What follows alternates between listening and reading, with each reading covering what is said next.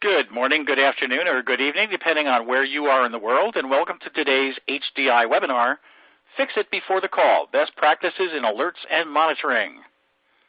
Glad to have you with us today. I'm Roy Atkinson, and I'll be your moderator today. We just have a few announcements before we get going. First of all, today's webinar is brought to you by Everbridge. We'd like to thank them for sponsoring. If you experience difficulty in the webinar in itself, you can get help by clicking on the green question mark at the bottom of your screen to get help. You can participate in the Q&A session by asking questions at any time during the webcast. Click on the red QA button and just type your question into the Ask a Question text area and then click Submit. At this time, we would recommend that you disable your pop-up blockers. To chat with others who are attending the webinar today, click on the Group Chat button at the bottom right of your screen. We love having you exchange ideas during the webinar. The slides will automatically advance throughout the event, and you may download a copy of the slides by clicking on the Additional Resources button, located right below the presentation window. If you are experiencing any technical problems, please visit our help guide by clicking on the Help link below the media player. In addition, you can contact the Technical Support Helpline, which is located in the webcast help guide.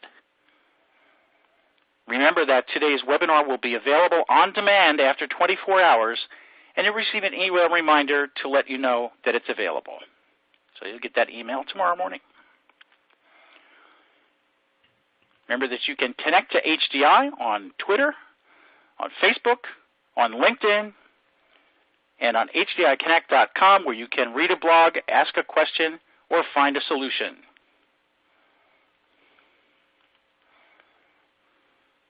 Today's featured speaker, Joe Ardizzone, will be joining us in just a moment.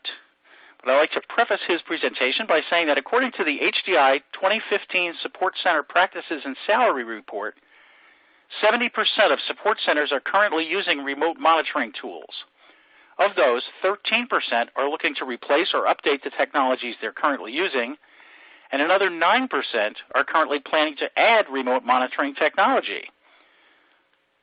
Joe Ardizzone is a Senior Manager of Data Center Operations at First American Title, where he's in charge of alerts and monitoring for systems and for applications. It's great to have you with us today. Thanks for joining us. Joe, it's all yours. Thank you very much, Roy. It's 5 a.m. in the morning here in beautiful sunny Southern California, and everything is going beautifully. You just finished a nice shift. You're looking forward to getting out of the office and going home when the phones start ringing in the service center. The best tactical monitoring system in the world has sprung to life. End users are alerting you to an issue in the company's flagship application.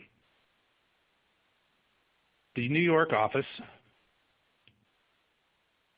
is down and all hands are on deck to get our revenue-producing capabilities back online. Does any of this sound familiar? I know it's happened to me, and it's probably happened to most on this call at some point in their career. Now, monitoring alerting, if you haven't considered its importance before, you should listen to the benefits now. Keeping an eye on your environment is the best way to mitigate long restoration events, and if tuned properly, can even prevent calls to the service desk. Now, how do we do this? Well, it's more than just buying a tool and turning it on. Most tools are able to give you a little bit of information about a lot of things, or a lot of information about a few things. But there's really more to it than just buying a tool, installing it, letting it run, and responding to what it tells you. There's an increasing demand in modern business for 24/7 availability. Increasing uptime is a key benefit for producing revenue. And who doesn't want that? By identifying and resolving issues before they become problematic, systems and applications remain available to the people that use them. Happy end users aren't ranting to the service desk. Preventative action can also reduce strain on the already overworked resources in your IT department. Everybody gets more sleep when they're not responding to a priority bridge at 2 a.m. every night. So over the next few minutes, we're going to explore methods for monitoring in your environment, perhaps, or in any environment, in an effort to avoid major events. Now, the title of the presentation included the phrase best practice. And in most instances, a best practice is a scientific analysis of processes in an effort to derive a methodology that will produce great results. Unfortunately, it's often overused in the IT arena to describe those things and anything that is successful. So a best practice to me is not one that you can go to, read up on, and become an expert in. It's what works in your environment. My best practices work good for me, and I have suggestions to help you. However, take what you hear, add that to your experience, apply it to your environment, and make it your own. Find a method that applies to your needs. Knowing that the Holy Grail is what you make it, now we can start put together a viable monitoring environment. Planning is the key here. You really need to understand your needs. I know you've heard it 1,000 times because it's true. A good understanding of what you're trying to achieve will provide focus on the solution. Remember, the solution should enhance your operation, not create it. Successful operations come from careful planning and execution. If you don't know what you're trying to do, how are you going to know when you're doing it? Now, a key to this is understanding what's important to the business, not IT. While you may think it's important to know the temperature of a server's hard drive, the people trying to use an application won't care when it doesn't function properly. Align yourselves to the needs of the company. A few things you want to know is what is their main business. Now, this sounds simple, but ask yourself, do you really know what your company does? How do they conduct business? What do they use to create revenue? Is it a web application? Is it a series of thick client applications? Is it a single office, multiple offices? Are you geographically dispersed? What services do you what services do you provide that they depend on? How do you get them to them? What's the impact of losing those services? How many parts are there? I'm sure that you have sales, order entry, fulfillment, invoicing, procurement. All of those things are important to the company, and how you keep those services up and running is important not only to your success, but to the success of the business. And don't forget those other departments as well, like accounting and HR. Remember, your paychecks come from HR, so it's important that their services are running as well. By understanding what's important to your internal partners, you can tailor your service to meet their needs. And now would be a good time to mention that the application development team is a good friend to have. In a lot of instances, they wrote the applications, so they know how they should operate. Are there any error codes that you can use to enhance your monitoring so that you know when custom applications are failing? And the same applies to off-the-shelf applications. There are many things that the support people can tell you that may not be in the help manual or the user manual, particularly if you've seen the error before and they know exactly what it means. Now we know the impact of our business customers. Let's get out the tools.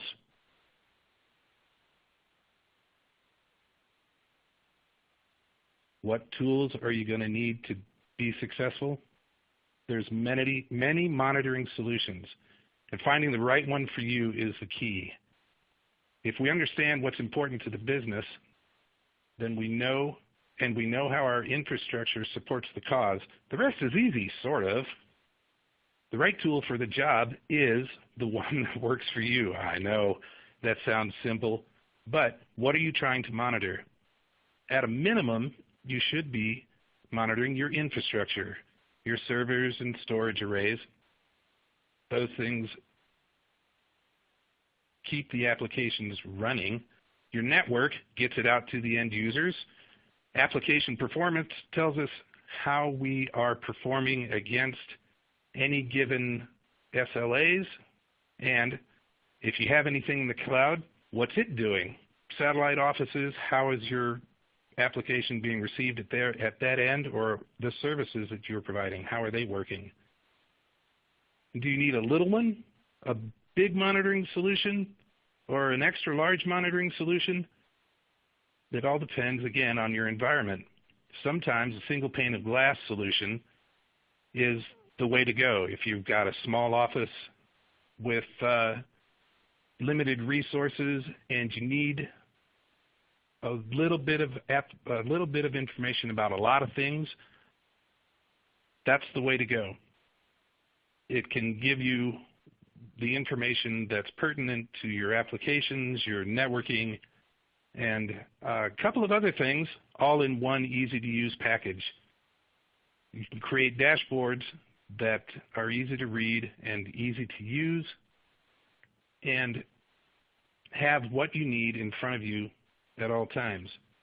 And it's a good way to get a general overview of system health and application health. Now, multiple point solutions are great if you are in a larger shop and have the resources to manage and monitor them. They're a little bit more difficult to set up because you have a solution for each of your each area of your stack, and these include hardware monitoring solutions that are usually available from the hardware manufacturer, a application monitoring tool that maybe came with the application, OS monitoring tools. There seems to be a lot of those available now, and specific network monitoring tools. They're great to have. If you need a lot of information specific to a single part of your stack, multiple point solutions are the way to go. The downside is they also require a lot of resources to keep them going. And don't forget ticketing integration. If you can, that it's going to help you in the long run. Being able to generate an incident ticket and have it forwarded to the right resources will shorten the time that it takes to get things fixed. Can you auto-generate tickets? Is it possible? And can you auto-assign them or route them? Those are great benefits to monitoring and getting the word out there when something goes wrong, which is all great, but how do we beat the call? What we found is that we have taken these tools, turned them on, and they've just gone nuts. They've flooded us with information, more information than we ever thought possible, particularly in multi-point solutions. They're very verbose. They know a lot of information about the OS, the hardware stack, the application, and they don't mind telling you. And this can be a little overwhelming when it happens. The common alerts that come out from these solutions are informational, which is good to know, but not really actionable. System's working, it's up, it's down, it did something, it changed state. All of those things are great for general knowledge, but they're not really going to help you solve a problem going forward. Now, warnings are a good place to hone your tuning. Warnings let you know that there's a problem coming that hasn't really reached a critical point yet. This is kind of the sweet spot in monitoring. It lets you get ahead of the problem, which ultimately allows you to fix it before it becomes a critical issue. And then critical, those happen. It happens all the time. Something failed, and you need to know about it right now so that you can send the people in to get it fixed. Critical alerts are real time. They generally happen when you least expect them or want them, but it's a part of monitoring, and it ends up becoming everyday kind of event. Now, one of the things that we try to strive for when looking for these types of solutions is removing hero worship, right? There's always the technician that can ride in, fix everything, save the day, and becomes everyone's hero. Well, that's all well and good, except that if we're dealing with trying to prevent calls to the service desk or prevent a service outage, that guy's not very useful. We want him at work before these events become a problem. And those are, if we have a stable and predictable environment, those guys kind of become dinosaurs and a thing of the past.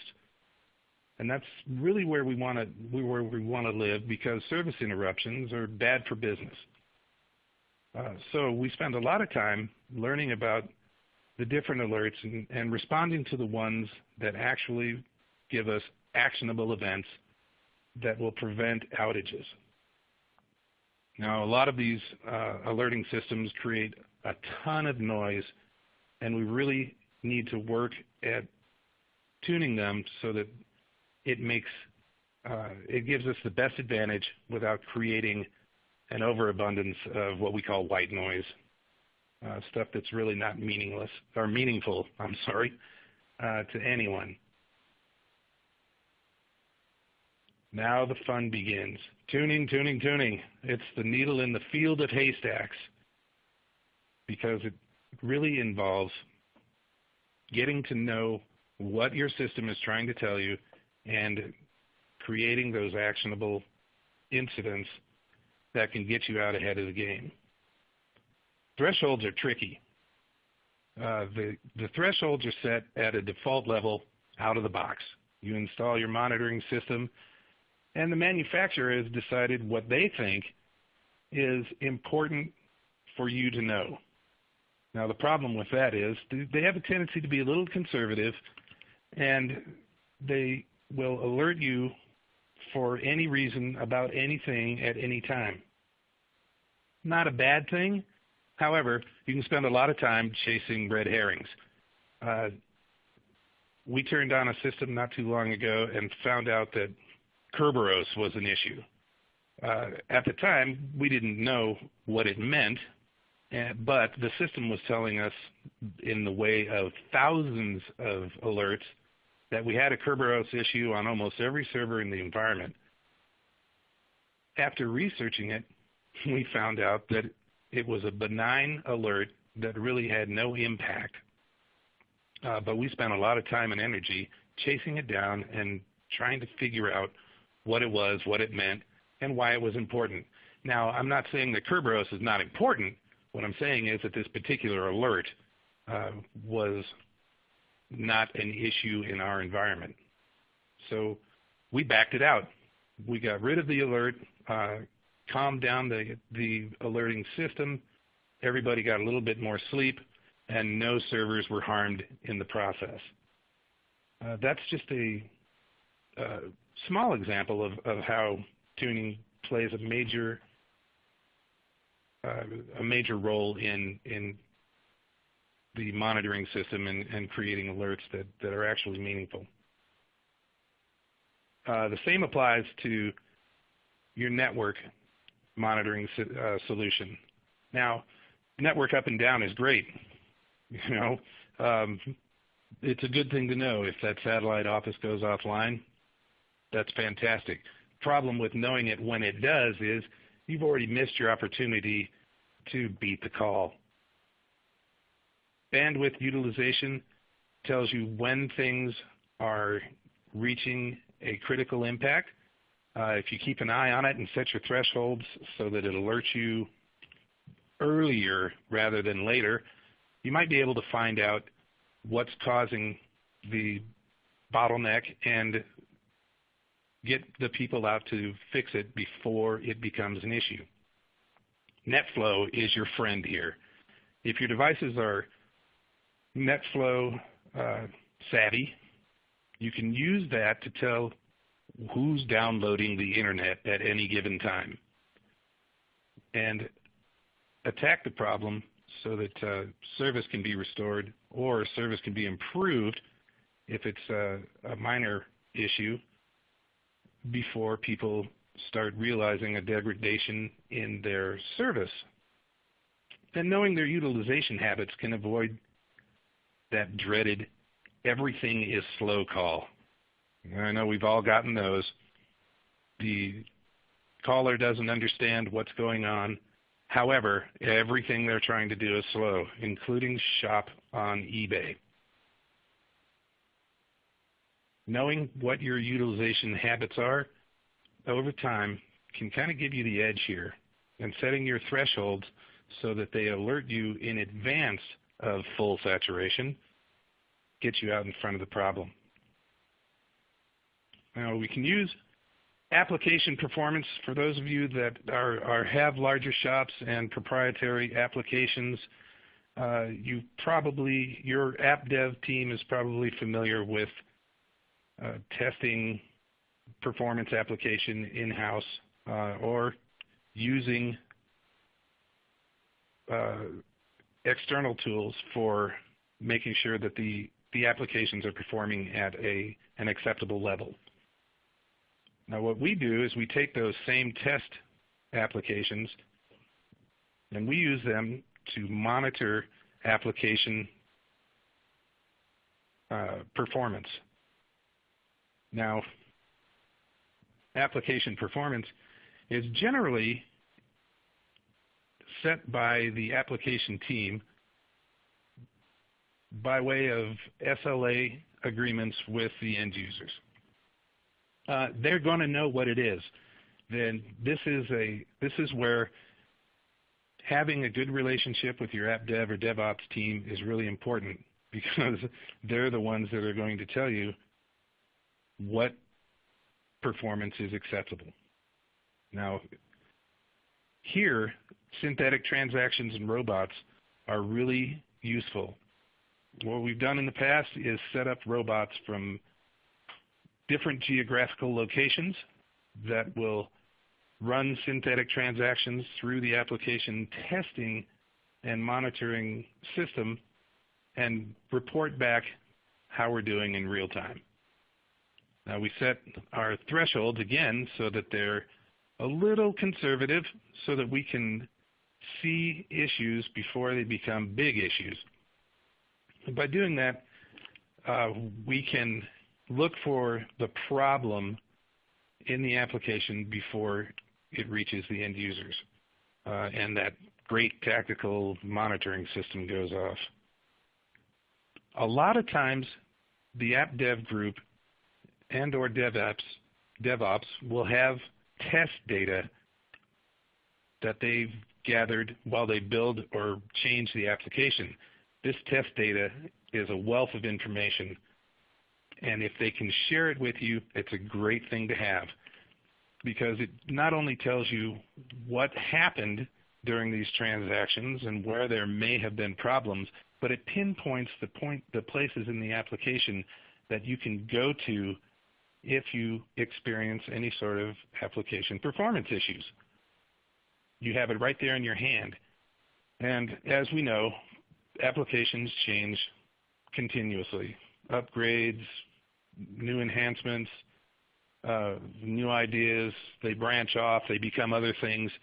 All of that stuff is captured in test data that the app dev folks do during their build test, during their UAT, and different places as they develop new code throughout the software lifecycle. If you can get your hands on it, it's really helpful and useful. It goes a long way towards giving you information that you can use to your own benefit. Now, other tuning things that you can do to help beat the phone call are look for opportunities that you may not be aware of, or go off of your past experience. We had a situation with certificates. No one ever thinks about certificates until they expire. And when they expire, it's kind of too late. That's that critical instance where now you have a problem. You need the hero to ride in and save the day and get the company's flagship application back up and running and working. If you had set monitoring to alert you to an application's expiry, say 4 days before it expired, you could go find whoever it is that's responsible for replacing the certificates and make sure that they do that before it actually goes offline. And I know that you email administrators know what I'm talking about if you've ever lost the back end of your email system because the certificate between the front end and the back end expired. Not that that's ever happened to me, but I've heard of it happening to others. There are a lot of those kinds of examples where your experience in your environment comes to play. And I encourage you to look for those and set your monitoring to capture those before they happen, before it becomes critical. In addition to that, having a good communication plan will also help you out in avoiding unnecessary outages. How do you get a hold of the people that will need to fix the issue before it becomes critical? Do you have a way to get a hold of them off hours? If you can't get the person that's responsible for it, how do you escalate? Who do you talk to make sure that these things get fixed before either the users come in or before they notice it? Having a good communication plan will help you in this area, and processes in place to deal with these different scenarios. Now, one pitfall to monitoring, and this happens to a lot of people, is that they'll buy a monitoring solution and install it without having a proper plan in place or processes or procedures to deal with what it tells you. That's not really enhancing your service. That's trying to create a process using software to do it. I've dealt with a lot of people who have tried that, not had very good success, and have found that they need to go back, start at the beginning, figure out what they're trying to do and how they're going to get there, and then retool the monitoring so that it fits their environment. Monitoring is a great way to get out ahead of the caller, but it can be a really overwhelming source of information if you don't know where you're trying to go or what you're trying to achieve. So that's why I suggest you spend a lot of time on planning before you get to the tuning stage, and then spend your time tuning the information that you get from monitoring so that it provides actionable alerts or incidents that will prevent major outages. So to sum it up, really, there's only a few things to remember. Planning. Planning is where you want to go. Make sure you know where you're going so you can tell when you've gotten there. Pick the tool that applies to your environment. Make sure that it's the right tool for the right job, whether it be a single pane of glass, multiple point solution. It needs to monitor the areas of your stack that are important to your operation. And tune. make sure that you tune it to get rid of the white noise. Tuning is a science and an art. Knowing what the alerts mean and how they affect your business is important, and knowing how to get the proper timing that's where the art kind of comes into play. And you get more, as you get more experience with the tuning solution and what it's doing for you, tuning kind of moves away from a science as much and it moves into the art realm where you can use it to your advantage. Make alerts that are meaningful and actionable so that you have the best opportunity to get ahead of the call and then beat the call. Be the success story that everyone wants. Get more sleep, have more time off, use the time to innovate and be more productive, get higher uptime, fewer major incidents or outages, greater customer satisfaction, and have more fun. Because isn't that what we all want to do? I hope you found this useful and you can take it and apply it to your organization. Start with as few as 1 or 2 well-planned alerts and see how effective it can be. Thank you. Thanks, Joe. It's great to have an expert practitioner, somebody who does this every day with us, to kind of walk us through the best way to plan and to use alerts and monitoring.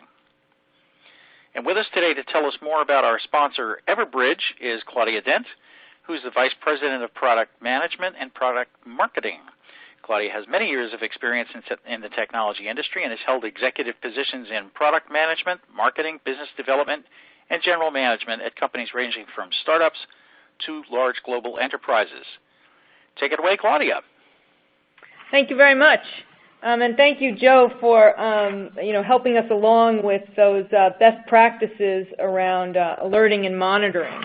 So now the question is, you have tuned all your alerting and monitoring according to Joe's best practices, and something goes wrong, and some of those alerts start going off.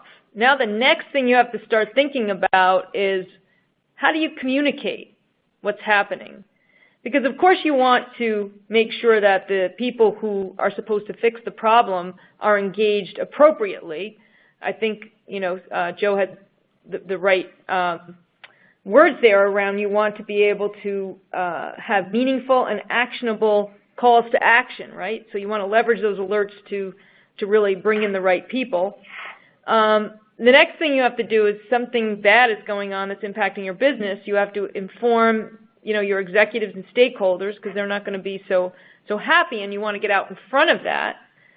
And then next is notifying key customers. So those are like 3 critical communication channels that when something goes wrong, you want to keep informed. Because if you don't inform people and have a pattern of informing people appropriately, then you waste a lot of time because you end up getting a lot of phone calls asking, when's the system going to be back up? When's the system going to be back up, et cetera. So this is another way to reduce your own stress and, as Joe said, save some time for fun. So we're going to talk about how you can automate those communication channels. If we look at traditional ways of doing, IT communications and alerting, sometimes it can be painful and chaotic because you've, invested all this in these monitoring tools and everything, and then some people just turn around and take those alerts and blast them out to their team and hope someone will see them and, do something about it. Or, they do totally the opposite. They've got someone in the operations center who starts going through manual call trees, very painfully slow. Who's on call right now? Do I have their right number? Oh, Susie's on vacation. I better call Stephen, et cetera. And then, without any automated communications, you're starting to send out inconsistent messages to different audiences, et cetera, and you're creating a terribly, chaotic situation for yourself.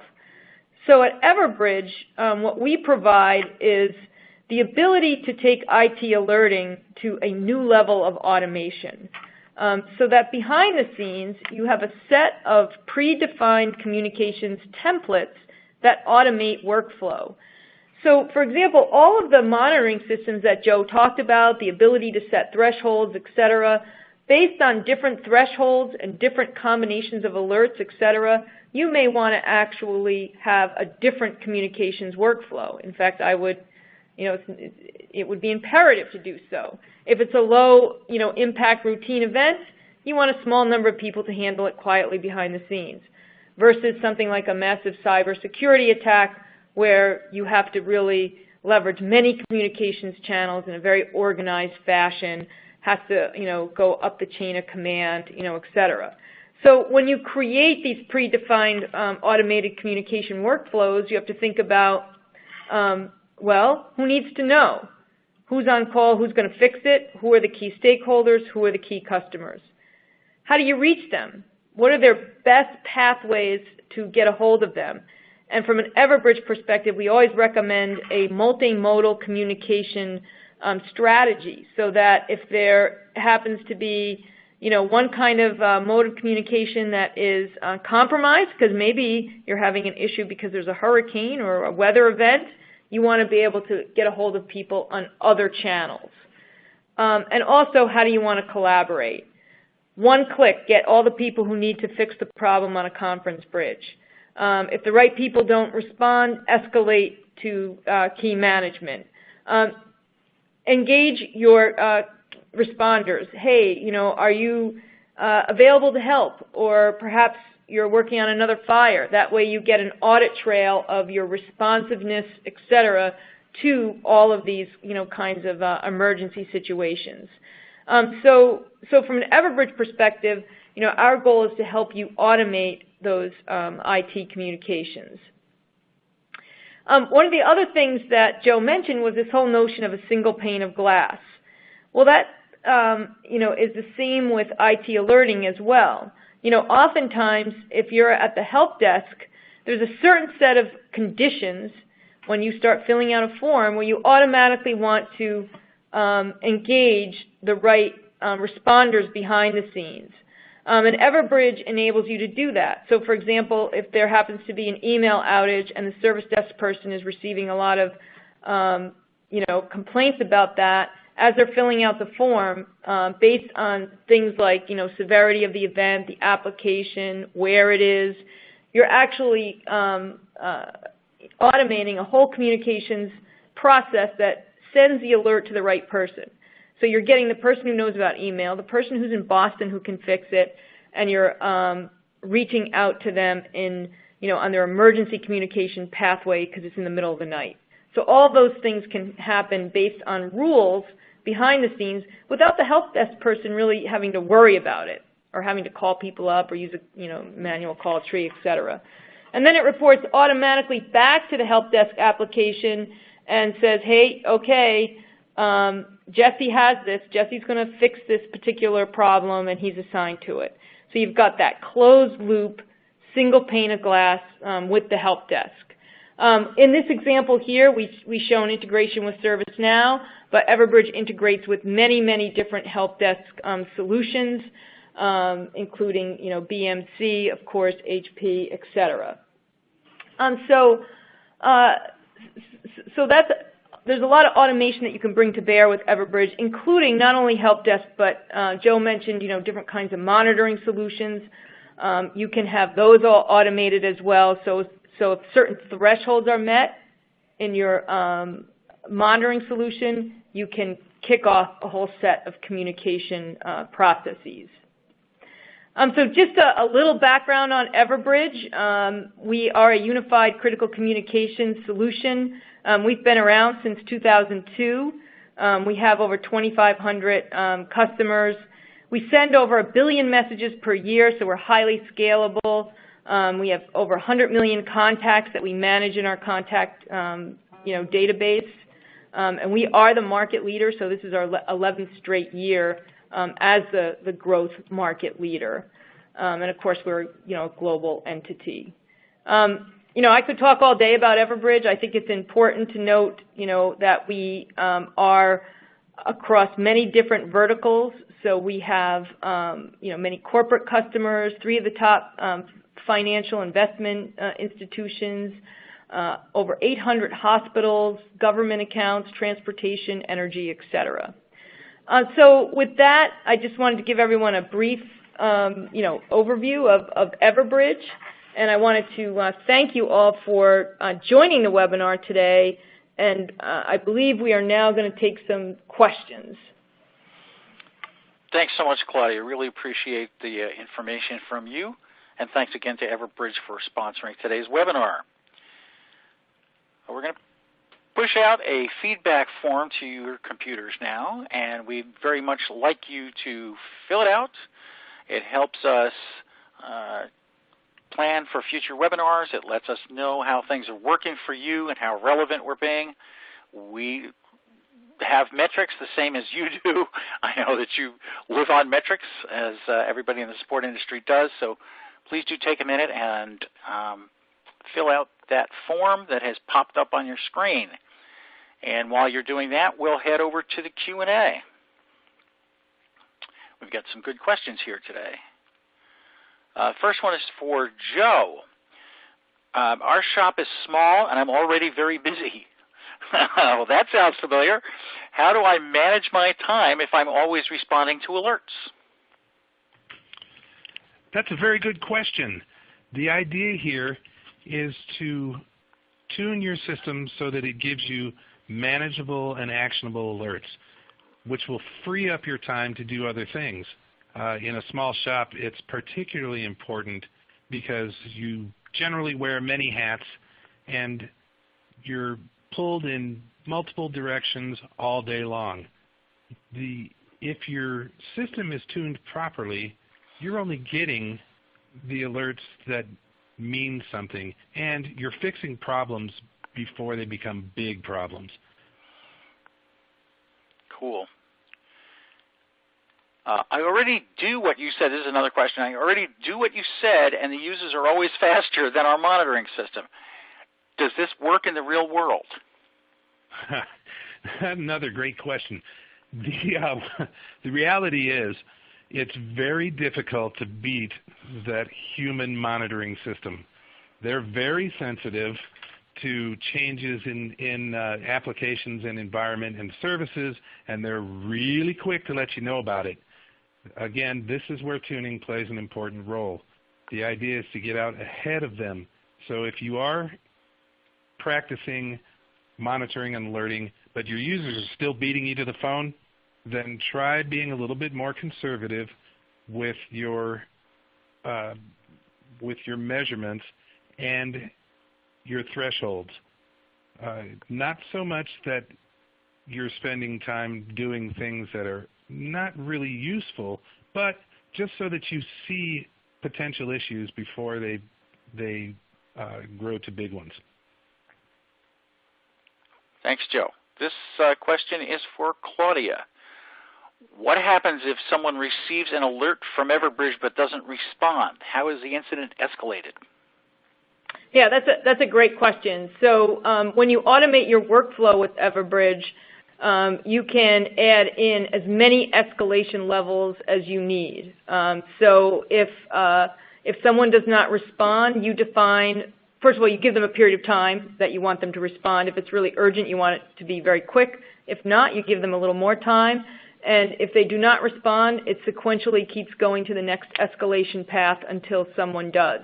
And by the way, there's complete reporting and audit trails on exactly who received a notification, what modes they received that notification on. For example, did you email them, SMS them, call them?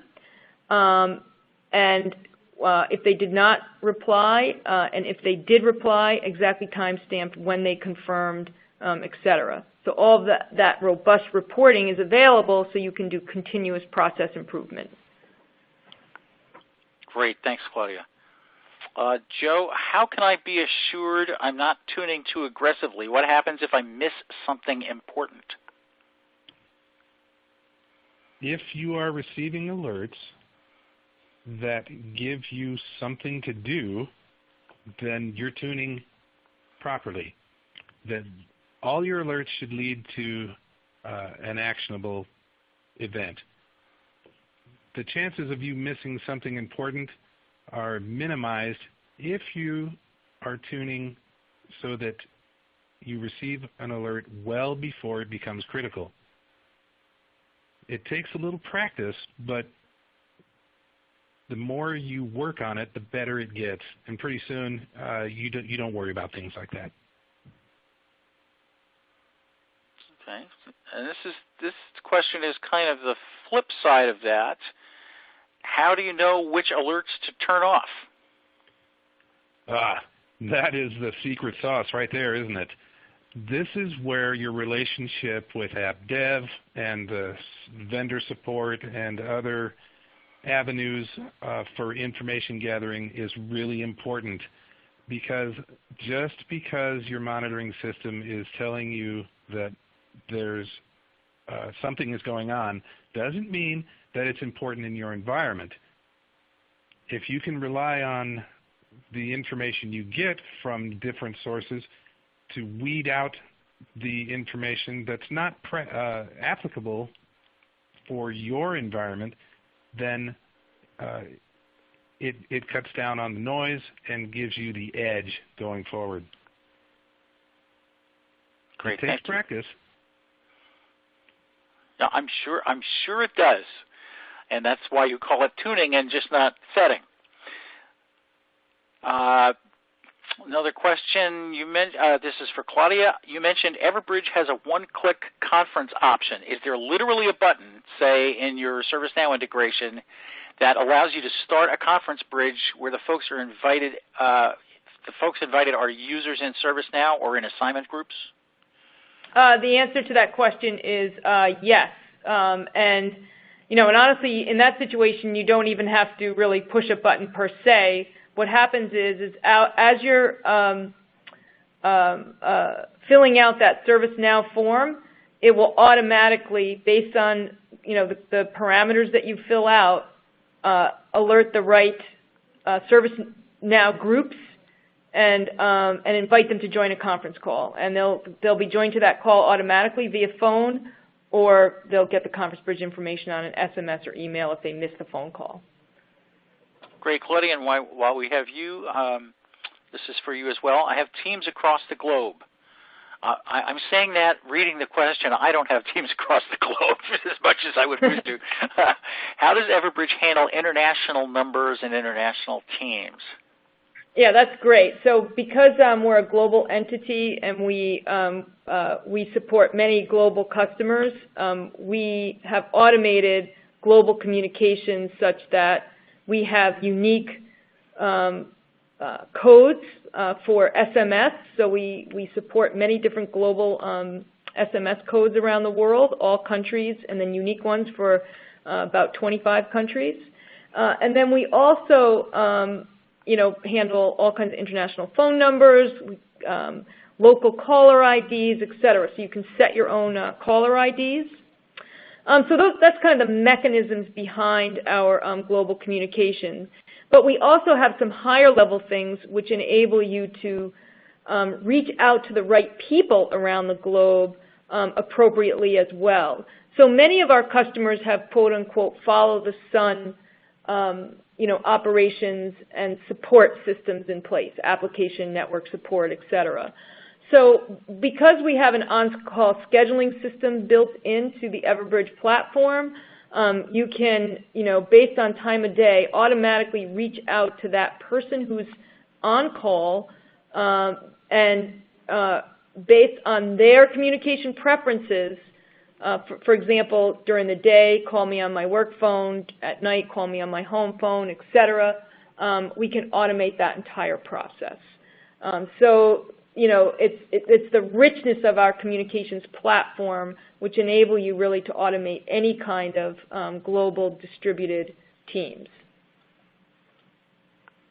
Excellent, thank you. And this one is for Joe. Why should I discount informational alerts, or why would I discount informational alerts? If the idea is to be proactive, wouldn't those alerts have value? The point is not that informational alerts don't have value. It's just that informational alerts do not give you an indication of a pending issue.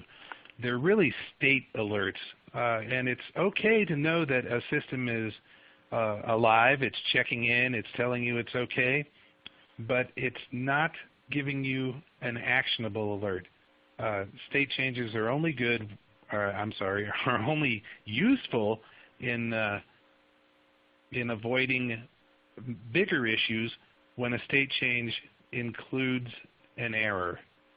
So you don't want to discount them as much as just keep an eye on them for safety's sake, but the real value is in finding the alerts that create an actionable event. And I would think that if you have too many informational alerts, you may lose the important stuff in the traffic, yes? That's a fact. And this is especially important for the smaller shops where you are that guy wearing multiple hats and you're trying to keep track of everything. Oh, great. Thank you. Thanks so much for all your questions today, and thank you for participating in the webinar. Don't miss next month's webinar. We have one coming up on March 15th, and the speaker will be Doug Tedder, and it's going to be about service catalog sprawl. Is it a problem worth fixing? This is kind of a conundrum. We've just done some research on this, and we know that a lot of organizations have a huge number of service catalogs spread all over the organization for different departments, different items, different things, and yet there seems to be a difficulty getting IT leadership to buy into the opportunities that you have to kind of condense these and make it into a single catalog or maybe a smaller number of catalogs. So the question is it a problem worth fixing? Don't miss that, March 15th with Doug Tedder.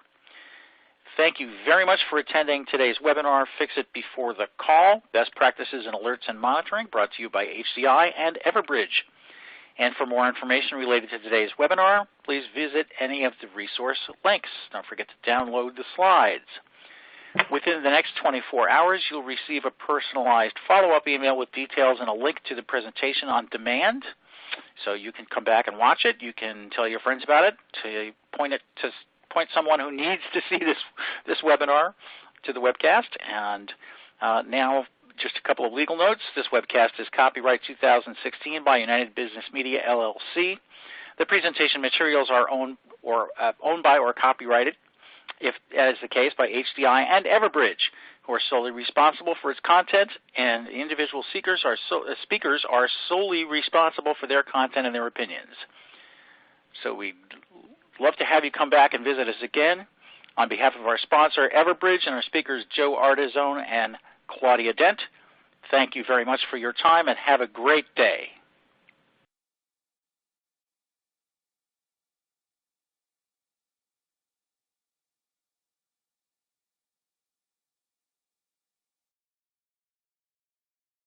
Good morning, good afternoon, or good evening, depending on where you are in the world, and welcome to today's HDI webinar, Fix It Before the Call, Best Practices in Alerts and Monitoring. Glad to have you with us today. I'm Roy Atkinson, and I'll be your moderator today. We just have a few announcements before we get going. First of all, today's webinar is brought to you by Everbridge. We'd like to thank them for sponsoring.